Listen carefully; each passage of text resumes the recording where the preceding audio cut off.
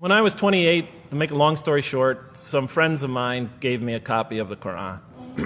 And one night I was sitting in Diamond Heights, my apartment in Diamond Heights in San Francisco.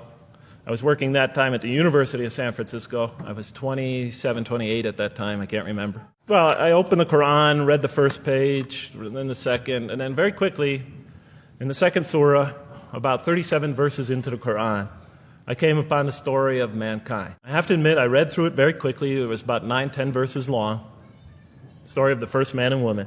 And I recognized some of the details. It was similar to what I had learned when I was a child, but I noticed that there was something wrong. It was apparent to me that whoever authored this Quran, of course I wasn't a Muslim at the time, so I didn't have any idea who that was, whoever authored this Quran clearly did not understand the real meaning of the story, because they had obviously gotten the details confused. They didn't even understand the whole purpose of the story. And so I just read through it once, and then I read through it again, just to try to see what kind of point the author was making, and then I read through it a third time and a fourth, and then I realized this is something strange going on here.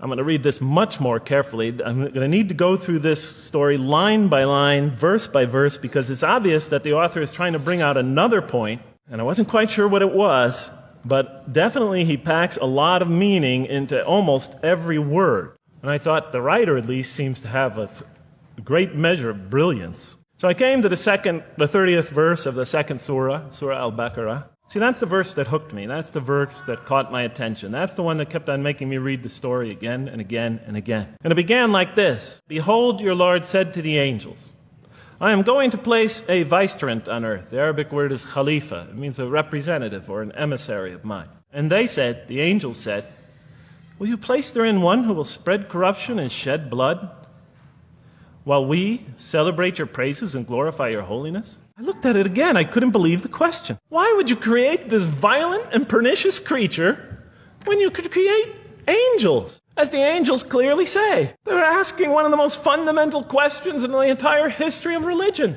I looked at that question and said, that's my question. Not even a single verse into the story of mankind, and there before me I see my question.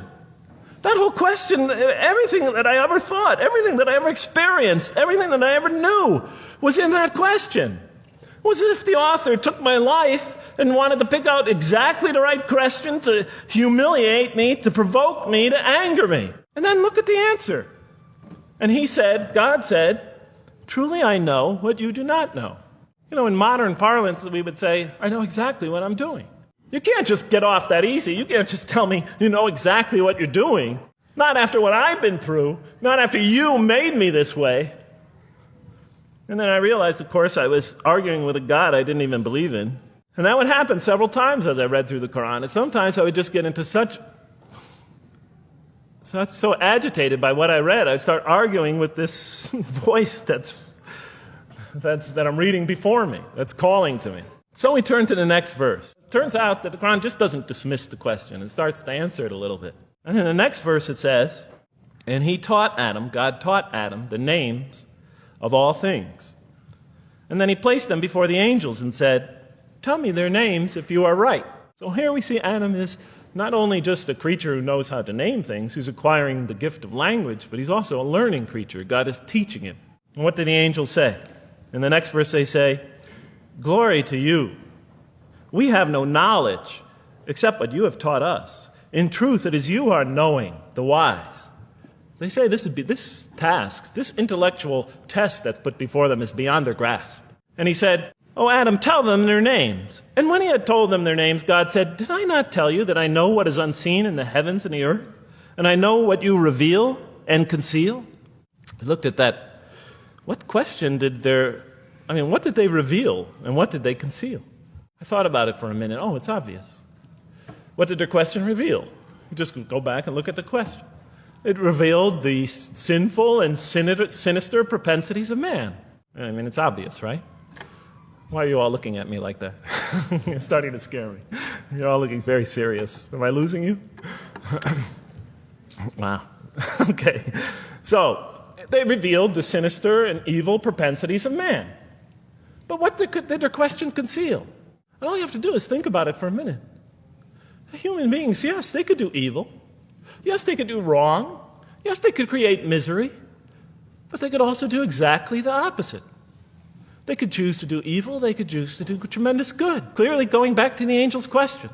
Yes, you have these natural concerns about the creation of mankind.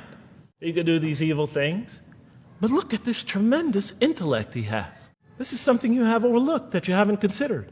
And that's clearly the point of these verses. And up until that point in my life, I, like the angels, that only saw one side of the coin. For the first time when I read that verse, believe it or not, it was an eye-opener for me. I had always been obsessed with the evil potentials of human beings.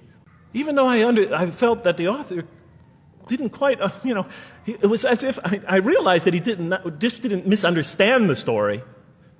He was taking one of the great stories in the history of humankind, one of the fundamental greatest stories in the history of mankind, and molding it and using it as a vehicle for an entirely original message. So we go on to the next verse.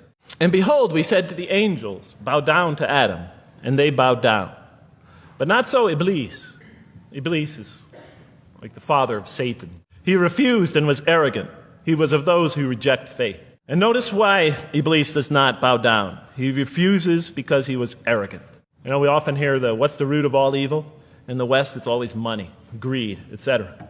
Here the Quran seems to be saying that the root of all evil is not always material wants. It's not always money. It's not always greed. At the heart of evil is arrogance, putting yourself above all others. I looked at that verse and I said, okay, I get why you would create angels, to sort of influence man in a positive direction. But why in this story now are you introducing Satan? What sort of role was Satan play? And then, of course, you just think about it for a minute and you say, yes. The story is telling us that on one hand, we have these magnanimous urgings come from one direction. On the other hand, we have these satanic urgings coming from another direction. In other words, the Quran is telling us that man is not only a learning creature, but he's a moral creature. He has understanding of right and wrong. I noticed that the Quran in this story has a tremendous penchant for understating things. Because it says, and said to Adam, dwell you and your spouse in the garden, and eat freely thereof what you wish, to Adam and his spouse. But come not near this tree, for you will be among the wrongdoers. There's no sense of God being threatened by the possibility of man eating from the tree. The tree that he picks, it seems like he's just picking out any tree. Nothing special about the tree. Satan will later come to him and tell him it's the tree of eternal life. God's not nervous at the prospect at all.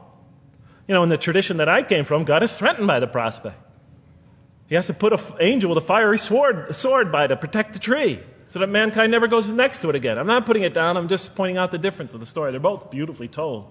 But he has to guard the tree. Why? Because if they eat from it, they'll become gods like us. But here, just, calmly says, but if you do, you will be among the wrongdoers. God is not worried about himself. It's just warning man, making it clear that if you do this, you've committed a wrongful deed. Next verse. But Satan caused them to slip and expelled them from the state in which they were. And we said, go you all down, some of you being the enemies of others, and on earth will be your dwelling place and provision for a time. But when you read these verses for the first time, this is just so much that catches your attention. But Satan caused them to slip. Remember, I couldn't get that verse out of those words out of my head. Satan caused them to slip. To slip? The greatest sin in the history of the human race, and it's called a slip? In my culture, slip means, you just momentarily, for a fraction of a second, you lose your focus. It's not a big deal. My Uncle Bob used to always say to me, Jeff, I'm sorry I'm 5 minutes late, I slipped up. I was expecting now the rage, the anger, the violence, the jealousy. That's what I was expecting. Okay, they eat from the tree. Where's the rage, the violence? But then maybe I was trying to force the traditional understanding, the traditional interpretation. Maybe it was just a slip. After all, they didn't commit murder. They didn't commit robbery, rape. It's not a huge deal. It's not the gravest sin in the history of humanity by any means. It's minor by any standards. But it shows that mankind is ready to act on his own.